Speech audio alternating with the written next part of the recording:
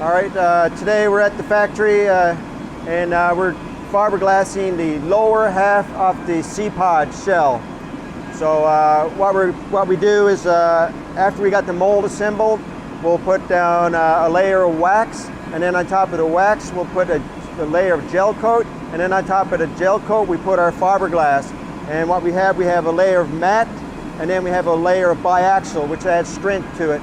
And we're doing, I believe, 10 layers of that. So it'll be layer matte biaxial, layer matte biaxial. And right now they're on their 5th coat. So we should be finished the lower half of the SeaPod next week. And it's looking good so far. So I can just lift the camera up and have a little view and show you what we're doing right now.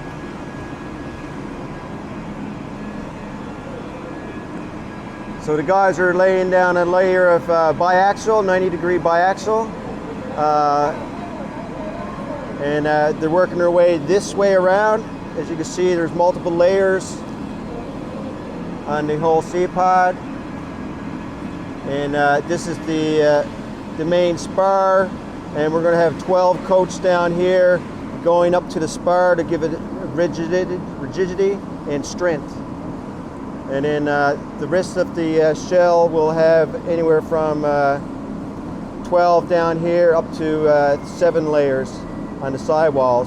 And we'll probably put some reinforcement around this arm area, because there's another extension that goes on top of that, and then on top of that is the top half of the SeaPod. So we should have the lower section of the SeaPod should be completed next week.